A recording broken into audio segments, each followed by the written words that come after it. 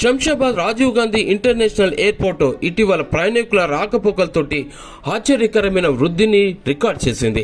2023-24 ఇయర్లో చూస్తే విమానాశ్రయం నుంచి 15 to 20% వృద్ధితోటి దేశంలోనే టాప్లో నిలిచింది. అయితే మొత్తం 2.13 కోట్ల మంది ప్రయాణికులు ఈ ఏడాది ఈ విమానాశ్రయం ద్వారా ప్రయాణించారంటే చాలా రికార్డే. అయితే ఇదే రీతిలో ఈ రద్దీ కొనసాగితే కనుక వచ్చే ఆర్థిక సంవత్సరంలో 3 కోట్ల మార్కును దాటి రికార్డులను నెలకొల్పే ఛాన్స్ ఉంది. అయితే చివరి 3 నెలల్లో రికార్డు స్థాయి రద్దీ ప్రత్యేకంగా చూస్తే 2024లో జనవరి టు మార్చ్ 74 lakhs ప్రయాణికులతోటి గత 3 నెలల్లోనే చరిత్ర సృష్టించింది.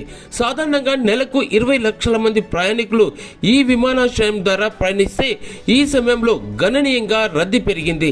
దీంతో మెట్రో నగరాలైన చెన్నై, కోల్కతాలను కూడా టాప్ రికార్డులను వాటిని మించేసింది. జనవరి 18 ఒక్కరోజే 94,000 మంది ప్రయాణికులు ఈ విమానాశ్రయం ద్వారా రాకపోకలు సాగించడం మరింత విశేషం. ఇక ఇతర నగరాలతో పోలిస్తే హైదరాబాద్ ఫస్ట్ వరుసలో ఉందని చెప్పొచ్చు. ఇక బెంగళూరు 11.40, కోల్కతా 9.60, ఢిల్లీ 7.6% ఉంటే ముంబై మాత్రం 5.10% వృద్ధిని మాత్రం నమోదు చేసింది.